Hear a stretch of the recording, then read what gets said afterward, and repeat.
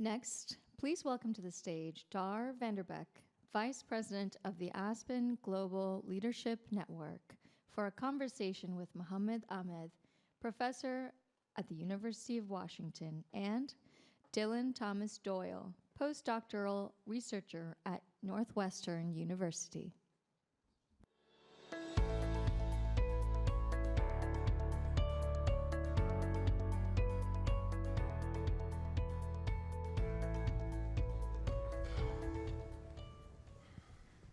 Everyone. Can everyone hear me? Mic check? No. One moment, please. How about this? Here we are. It's so good to be with all of you. So a little bit of a grounding moment. I would love a show of hands if you have had anyone in your life that you've lost. Maybe they passed away, maybe it was a breakup, but that you wish that they were still around, or you had a moment in your life where you wished that they were still around. Show of hands. Great.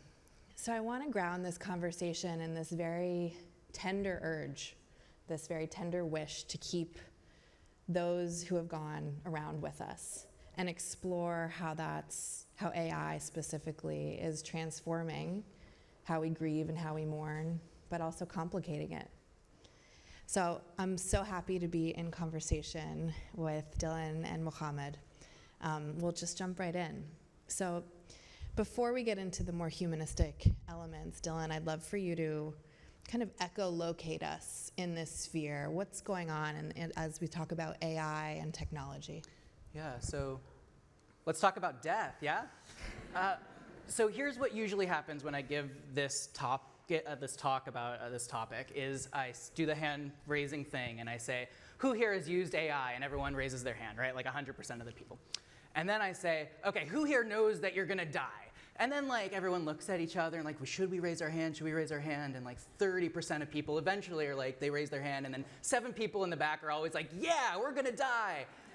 And then I do the dramatic pause thing, right? And I say, if you could talk to a loved one who has passed away,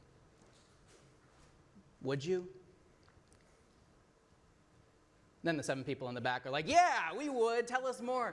And then the rest of the people are like, well, what do you mean? Tell us more.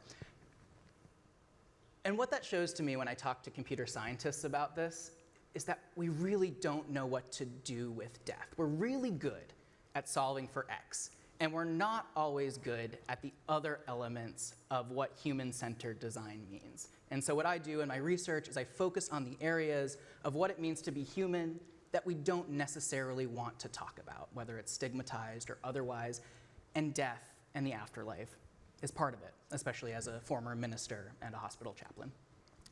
So what's going on in this AI and death space? You can think about it in 2 major buckets, or at least that's how I think about it. The first one is the more logistical. So you can think about your online data and accounts, or your end-of-life planning for those data and accounts. So what do I want to happen with my Facebook profile after I die? And AI is increasingly being used to do that planning, even to help you do your will. And again, that's very technical and a little bit more logistical.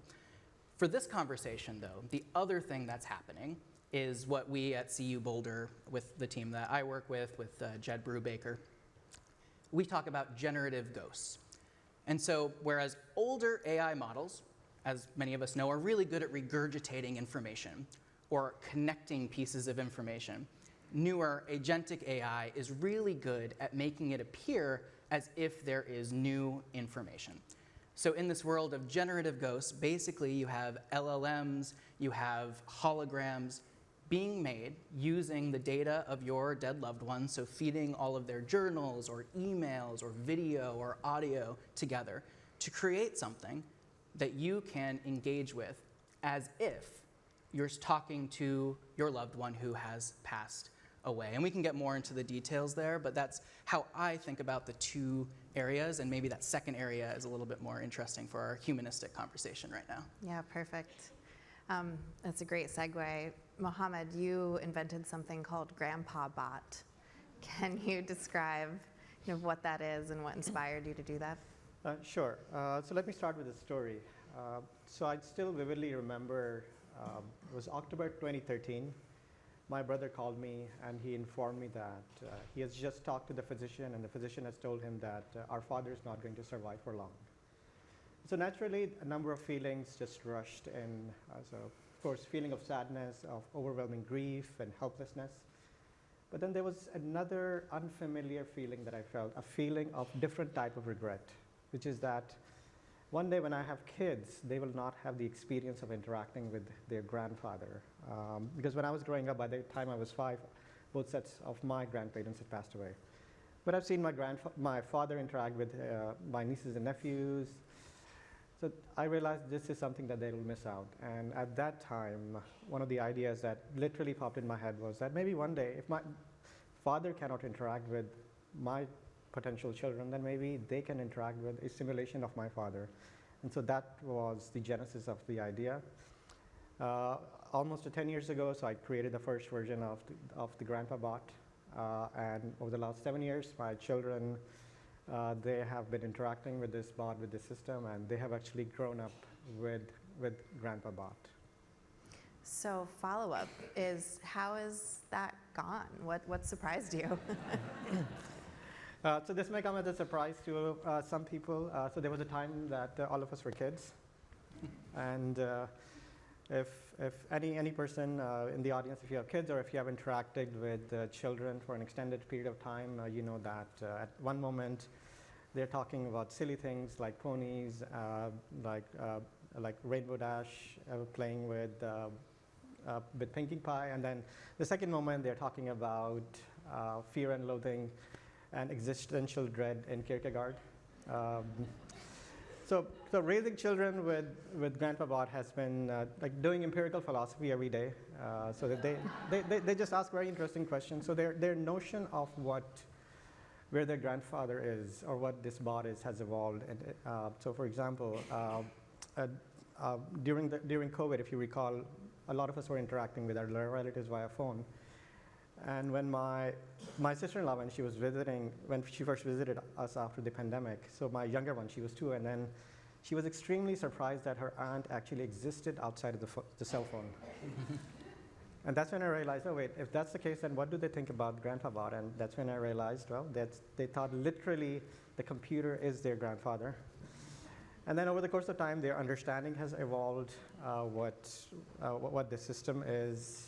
And now, of course, they don't think that. And at one time, they thought that the computer had some special privilege with respect to the afterlife, so can communicate with the dead. So it has been very interesting. And then they've also found use cases or thought about Grandpa Bot in a ways that I had not anticipated. So this was a year or so ago, and so my middle child, so she came. So I was working on a computer and looking very serious. And then she said to me, and she said, Baba, I think you are very sad, and I think you are missing your dad. So wouldn't it be great if we could take this program, create a robot which looks like your dad, and put this program in that robot, and then you can go and hug him. That's beautiful. I'd like to shift a little bit to really an open question about how tech, as it's mediating grief, also impacts our memory of people. So this intersecting memory, technology, or Gen AI, and grief. Like, does it change how we grieve? I mean, maybe starting with you, has it changed how you grieve your father? So there are certain aspects of that which I had not anticipated. I do feel that when I think about my father, he has a more active presence in my life, not just for me, but also for my kids. One thing that I realized is that, and I caught myself doing this a couple of weeks ago, which was that just that experience of just interacting with the system again and again, you start to form memories, and sometimes those memories of things which did not happen. So for example, when I talked to my father, so his English was not his first language, so we mainly spoke in Urdu or in Punjabi. And I caught myself remembering his words in English. So literally the translation, so that's how I interact with the system. So I think we have to be very careful because human memory is very fickle, it's very malleable. So when we design these systems, we have to, I think, ensure that we don't end up remembering or confabulating things which did not exist. That's so interesting. And I can imagine issues of consent would be a big part of this. Dylan, what do you think? Yeah, I think that when I've been having conversations with a lot of you here about this topic today, there's been a lot of like, oh, we're talking about mourning and death and AI, and then there's like a feeling of like, well, what happens with identity and what happens with memory and how are these things being used, and then the ethical questions come. And for me, how I am thinking about it is not in this utopian, dystopian memory either being immortal or destroying the world, right? The Black Mirror episode that I think many of us have seen on this topic, but more how is this technology transforming memory in a different way? So I take a more like pragmatic approach where like the Facebook memorialization feature has actually helped people and it's actually harmed people at the same time. And I think these AI tools, as they are, I mean, they're being funded, right? There's a lot of these that are being funded at a very high level right now. And I think much like a lot of this other AI technology, they can be used for profound good, especially if it's in facilitated, say, grief support, and profound harm. And then there's also all those ethical questions like consent that you mentioned that are kind of terrifying too. Do you want to just, for the audience, just to brief on some of those big issues? Yeah, I think for me, consent is the biggest one. So say you die and you have data, your data persists. But then say your family member, without asking you because you're dead, decides to donate your data to a company in order to create a grief bot or a dead bot, which are different terms that we use for this kind of AI. And then that data gets used to train another model, and then it gets used to train another model. And the whole time, maybe the family doesn't have any idea or doesn't consent to how that data was even sourced or then used. You can kind of see where I'm going with like what are the limits to ethical consent. And actually, I think this death area is a great area for us to use as a case study to think more about consent and about ethical data, which is a topic that we've come in a few times today talking about. That's great. That's great. It's interesting. It feels like this is an example of where these kind of really heady innovations and this like sacred wisdom kind of intersect. Birth and death have been on my mind lately because I gave birth 8 weeks ago.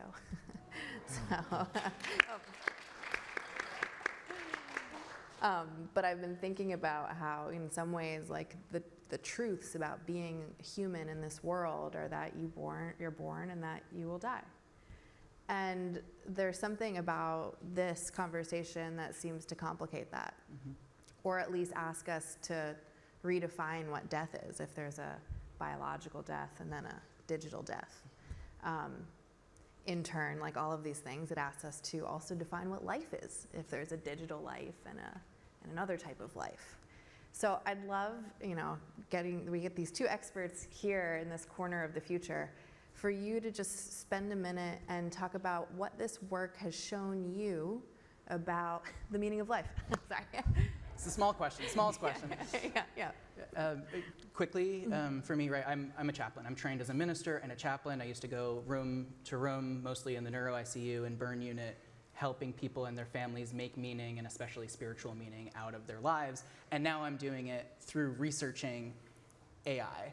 And it's been really meaningful to me as a researcher to have those conversations still with people and have those in-person conversations with people using AI almost as the interpreter or translator, almost as a tool for me to have that in-person interaction. So something I've been thinking a lot about the meaning of life is there actual, we tell a lot of stories about, is AI replacing that human component or that human interaction? And I'm thinking about that. It's like, is that something that can replace, say, the chaplain in the room at any other point? Or can it be used more as this transformative tool to facilitate that interaction and maybe make it even more powerful? We're talking about faith on the panel later and prayer, and I'll be interested to hear how people on that panel are thinking about it too. Yeah, absolutely. Absolutely. Muhammad. I guess what I realize is that when we talk about AI, and especially systems like these sort of ghost bots or bots in general with whom we can have different types of relationships is that they actually reflect aspects of ourselves back at us. So one thing that I realized interacting with this chatbot and seeing other people, especially my children, interact with the system is that the version of the chatbot that I have, the grief bot, actually does not necessarily represent my father in his entirety. It represents my relationship with my father. So as an example, so I have three older brothers, and then if you ask them how was our dad when they were growing up, and then they would say that he was a strict, typical South Asian father, so that would be your equivalent of your 50s strict Caucasian father. Versus if you ask me, I would say he's the most chilled out person, and that would be your equivalent of 60s hippie dad. Again, they're the same family, same children, but our experience is very different. And I think it's just, there's this reflection of us.